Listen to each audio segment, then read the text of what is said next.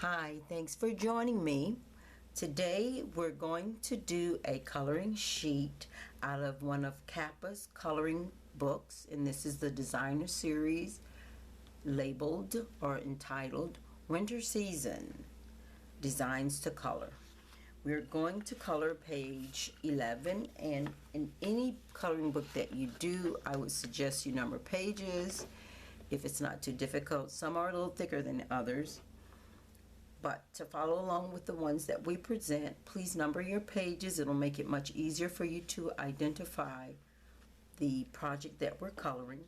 We will use the cover of the book and a number. The number corresponds with the page that we are coloring.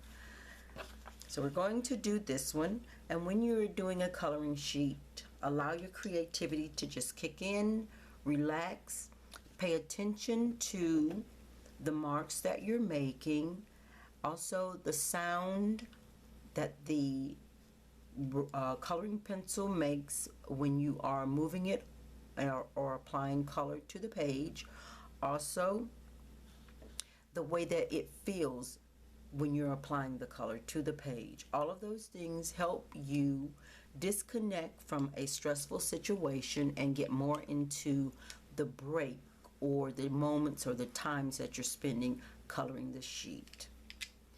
Now, what I like to do is I like to take out the coloring pencils that I use. So you'll need a coloring pencil, a set of coloring pencils, excuse me. If you don't have those, you can use a set of crayons, also a coloring page. Now, what I like to suggest is that you use some type of instrumental music in your background to help you disconnect from whatever situation that you want to disconnect from. This is like taking a break. So I'm going to play a little music in the background to show you what I mean. I'm going to lay my pencils here, and you'll notice from time to time when I'm coloring, I may, as I color, move the pencils to the other side or hold them in my hand, okay? Now with this, I'm going to paint the background first and come forward because that's the way we normally paint. So I'm going to take the pencil and I'm going to lightly color everything that I consider background sky. I will also color these snowflakes that are in the background. I will come to the edge and color into the edge of some of these other objects, such as the bird itself and the tree. I'm going to leave what appears to be snow on top of each branch. I'm going to leave that uncovered. So I'm going to use this technique and lightly, and I do mean lightly, cover the background. That's my focus. You can turn your book if you need to in order to better cover an area so that you're comfortable.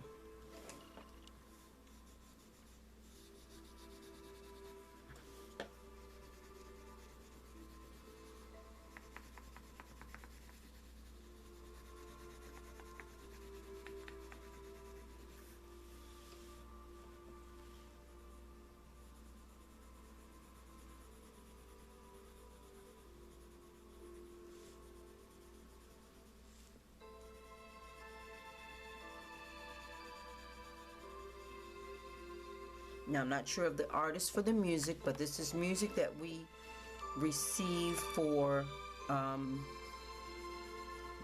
post the music, who the music is from.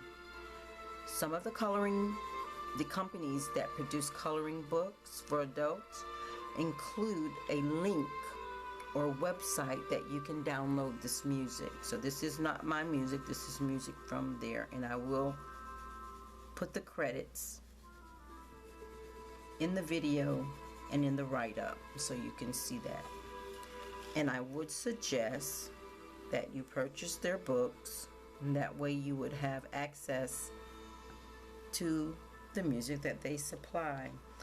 They normally give you about 4 tracks for each book. And that's it for the background area. Now I'm going to address the icicles. There's quite a few here and there, and the way that I'm going to address those is I'm going to take different color and just make a couple of lines on each of these branches. Now when I color, not branches, excuse me, each of these extended areas that make up the snowflake, as you notice, I do this throughout the entire painting when I'm making a coloring page. I do not cover every spot. So you see there's some color here, but none there. I do that to everything throughout. And that is because I'm going to add a few of these here and there. And I'm going to use each of the colors or some of the other colors and treat those snowflakes like icicles.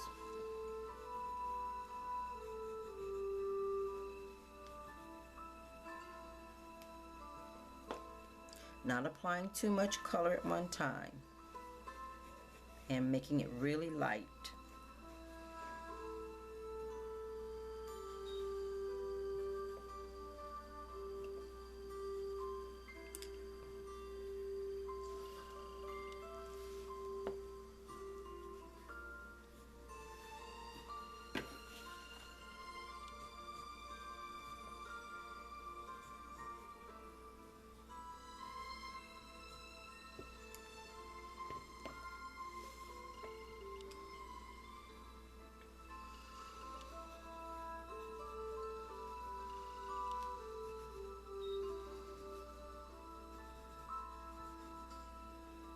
I use an orange here in two of these, which was a warm color, and they kind of stick out or stand out, so I probably shouldn't have used those. Checking to make sure everything has some other color in it.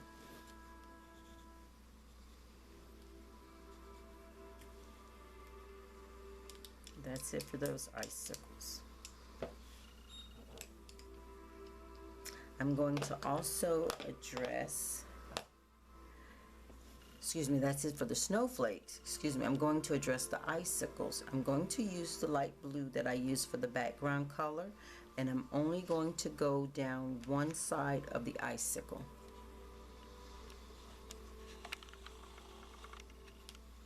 You'll be able to see that. Just down one side of it. I'm adding some, but not too much. And the reason why I'm not adding too much is because I don't want it to compete with the owl. The owl is the main focal point. And I'm just going to go through, really putting a line.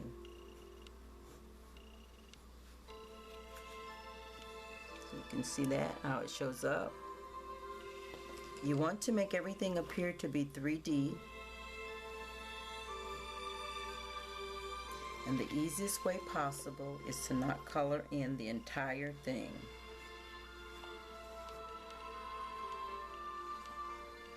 I believe I addressed all the icicles. That's it for that. And the last thing on the background will be the branches of these trees. So I'm going to zoom out so that you can get an overall picture of the branches. Now I'm going to apply the color to the bottom part of the branch first, and that's on each one. Almost as if I'm tracing the black line that was used to draw the branch.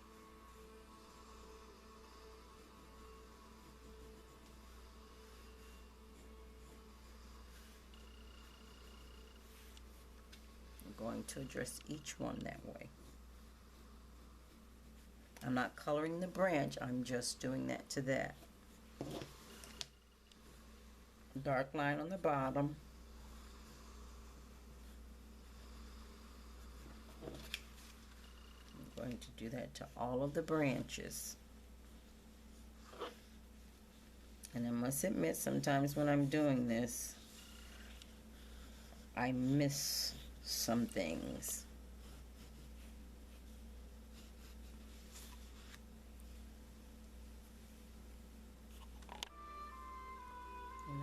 try not to miss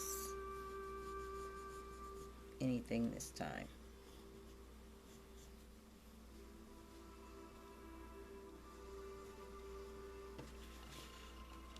Okay, once I've done that, now I'll come back and I'll hold my pencil in this direction and lightly color, pardon that, lightly color the other part of the branch. And I'll address each branch that way.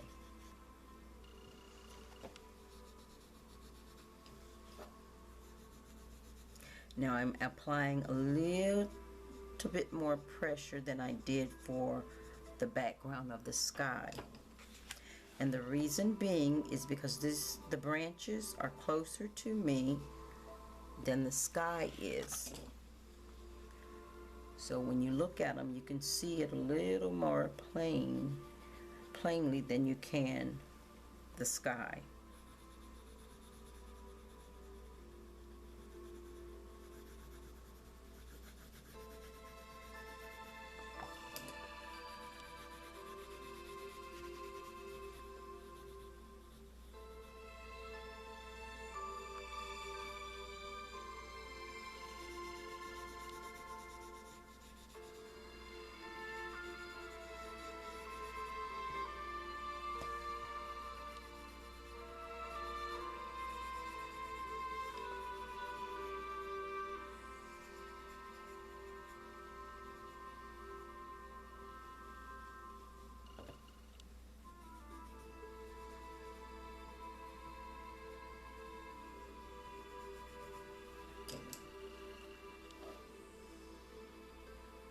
Now this object is going to cast a shadow on the branch. So now I'm going to sort of trace.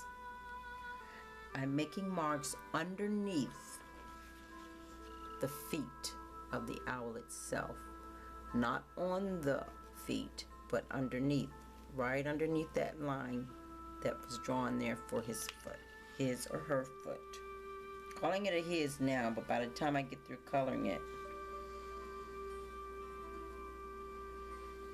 it may be a she, who knows.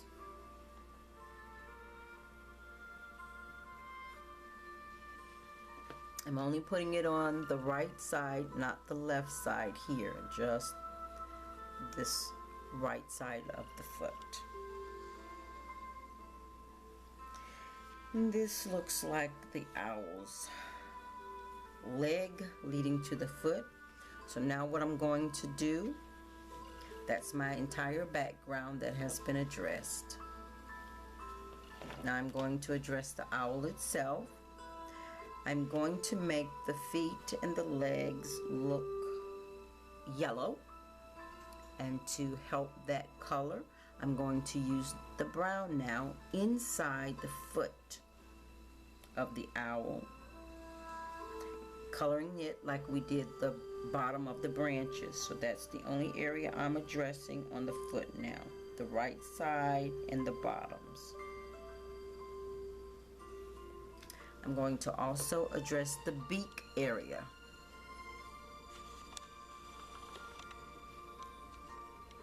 I'm going to place the brown on the bottom beak, just inside of it. And now this top beak, I'm going to place just inside.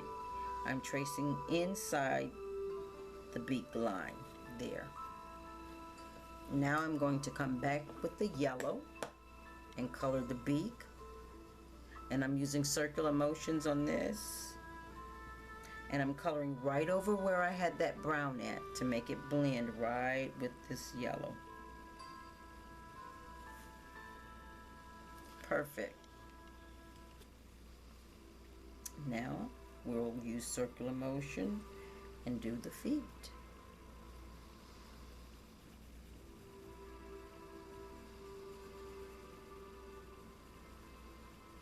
And in using those circular motions, I'm going over the brown that I used for the feet also, inside, not the brown that's on the tree, just the brown that's inside on the foot. Help blend that with the yellow. I, of course, missed the leg here. So I'm going to add a little brown there on the bottom and come back to yellow.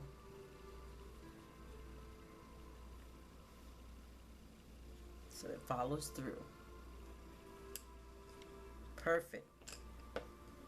Perfect, perfect. I think that turned out really well. All right, I'm going to pull out so you can see. Now I'm going to address the feathers. I'm going to address the eyes. So, to keep color harmony, I'm just going to reuse the background color on the bird also. So the inside of the eyes, next to the pupil, I'm going to go around in circles and color that. Lightly colored both of those.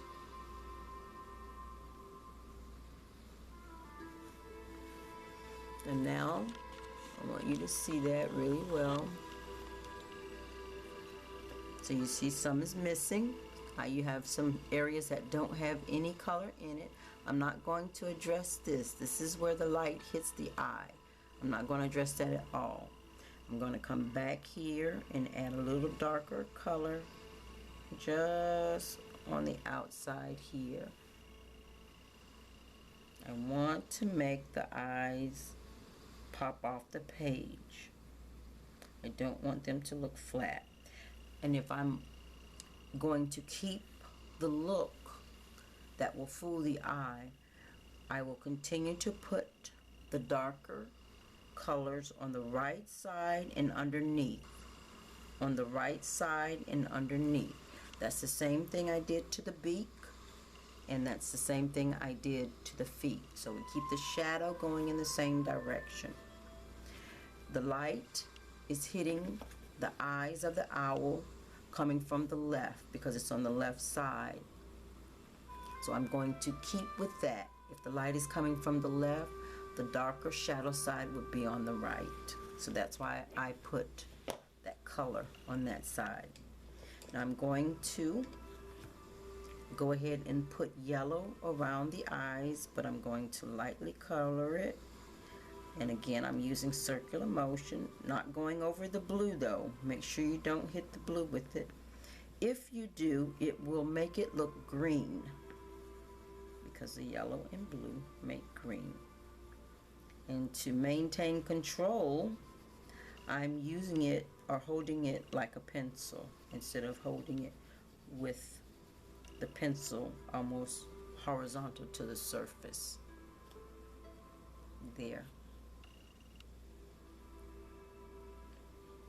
And I think if I can do this correctly, I will put that in a little extra yellow in here. Not hitting the blue,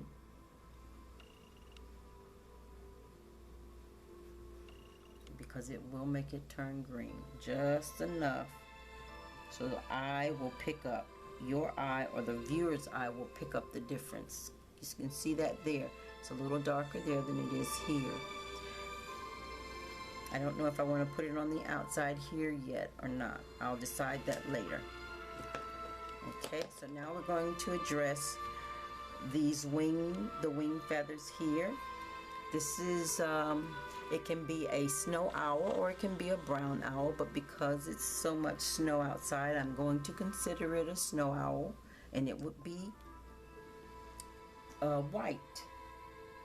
When we paint white, we generally have some other color that shades it other than white.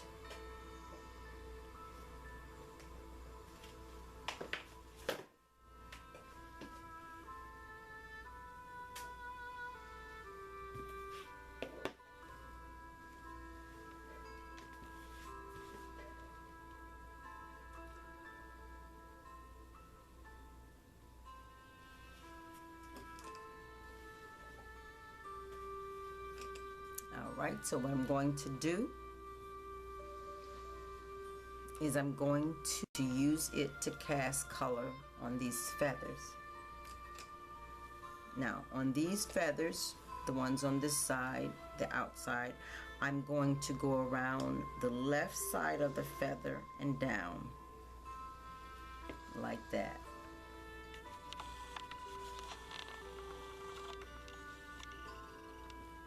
The left side of the feather and down.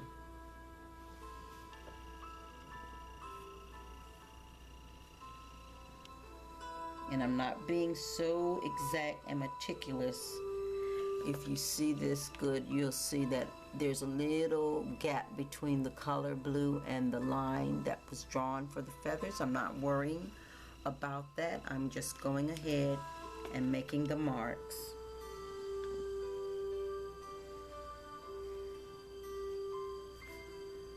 We'll let the eye connect everything and do what it needs to do. We'll just put it as close to the line as possible. We'll do all of these feathers in that manner.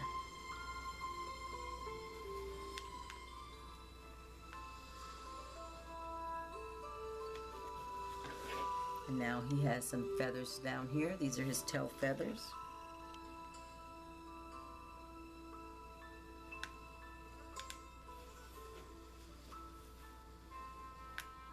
This wing feather there.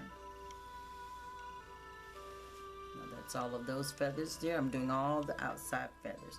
So I'm going to need to do these feathers here and up around his head. So I'm going to go upward, one row at a time. Now you didn't have to start on this side. I just started on this side and I'm going around. You can start at the top of the head and come around if you like.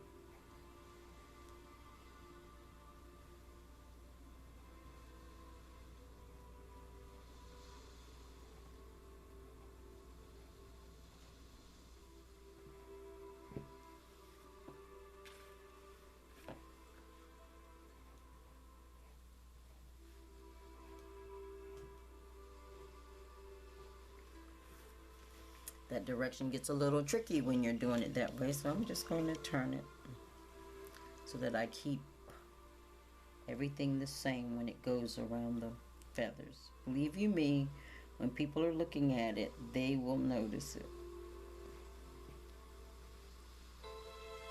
So for the outside feathers, the line is going from the left to the right, or the left and underneath. And for the other feathers and the other objects, the line is going from the right and underneath. I'm going to zoom out so that you can see the entire painting. Now I'm going to lightly, very lightly, holding my pencil in this direction, address the feathers like we did the background. Turn your book if you need to. Just lightly.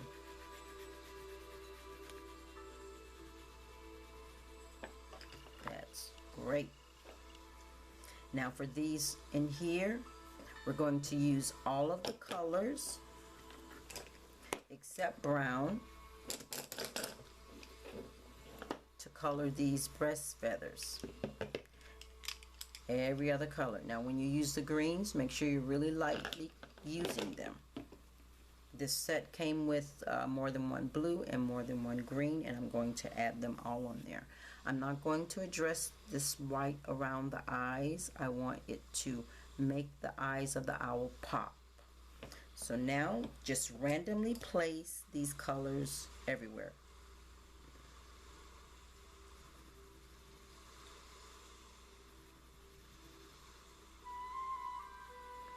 You can, if you like, do what I'm doing right now is I'm just coloring.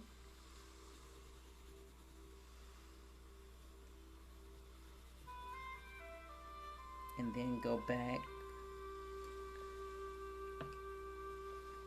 and place some darker. And with these, I'm just doing the concentrated color underneath this youth shape. If you want to put it on both sides, you can, because it's not much of it showing. But just randomly apply each color, whether you trace the feather first and then lightly color it, or color the feather and then lightly trace. It's up to you. So I'm going to set those aside. I want to set them aside from the rest of my pencils so that I make sure I use each one.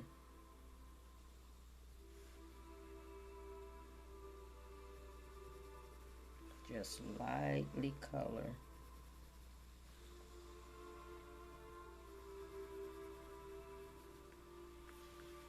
Just making sure you put each of the colors everywhere.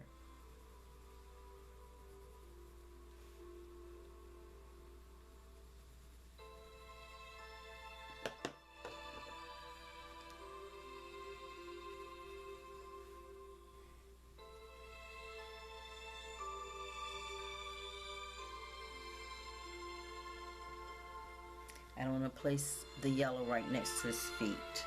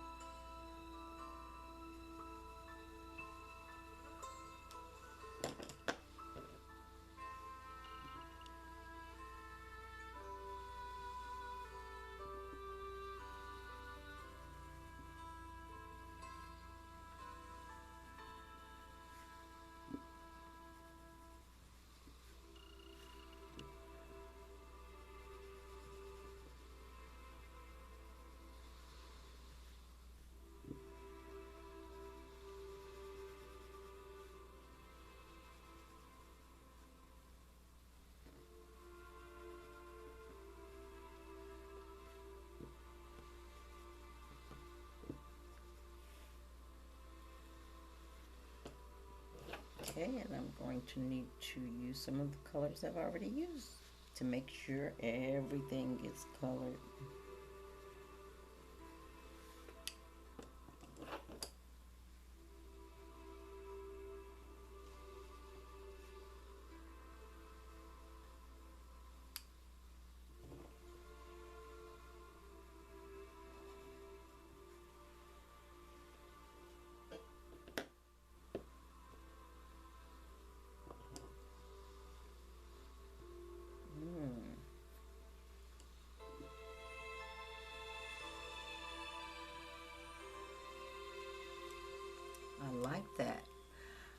However,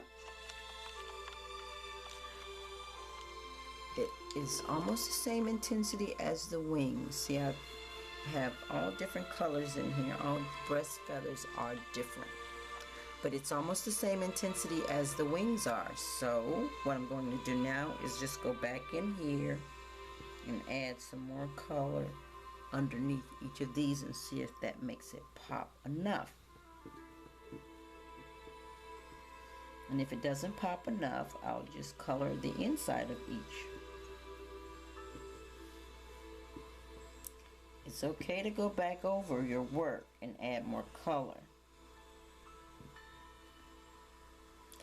That makes them pop a little bit more than the rest of the painting. And here's one here that didn't get done. See, they're starting to pop a little bit better now.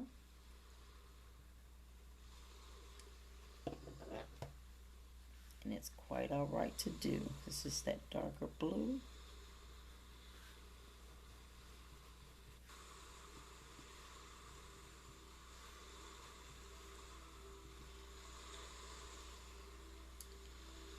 The purple, I didn't do the yellow.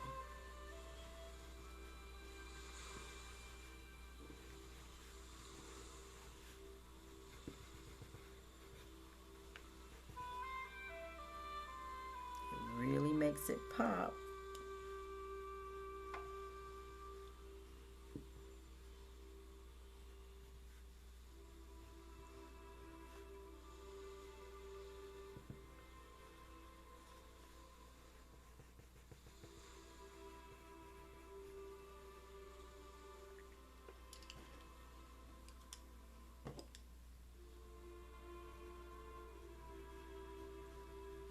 Just tracing this bottom part a couple of times, widening it, of course, by applying more color.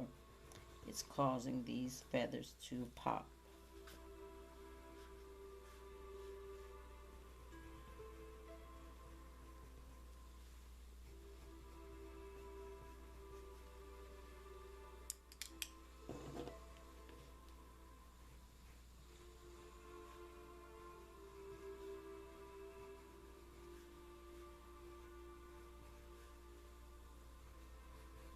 Sometimes it is difficult to keep the colors separated when you have more than one or when you're making them really lightly colored.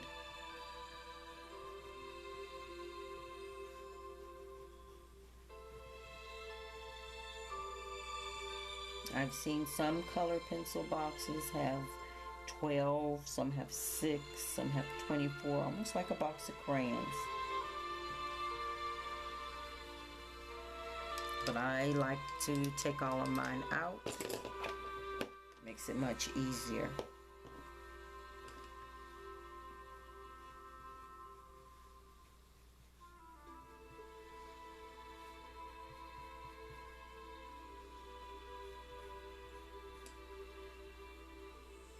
I think that'll do it.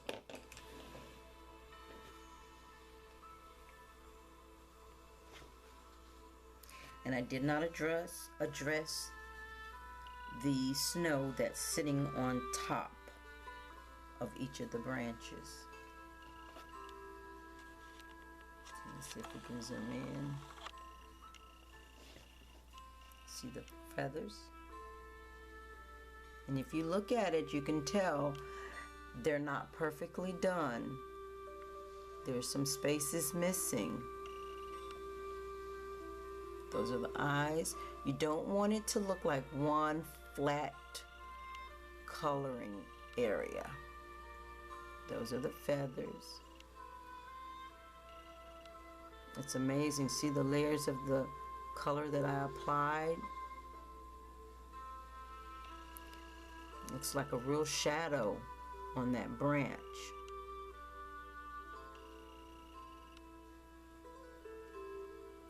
That's how you want to do it. It doesn't have to be colored one solid color.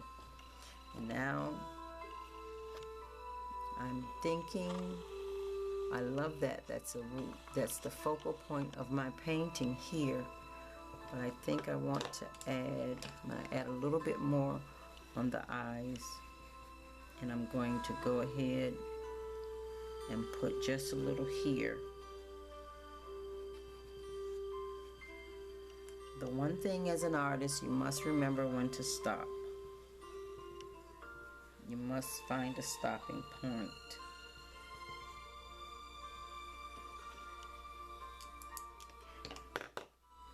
And that'll do it for that painting.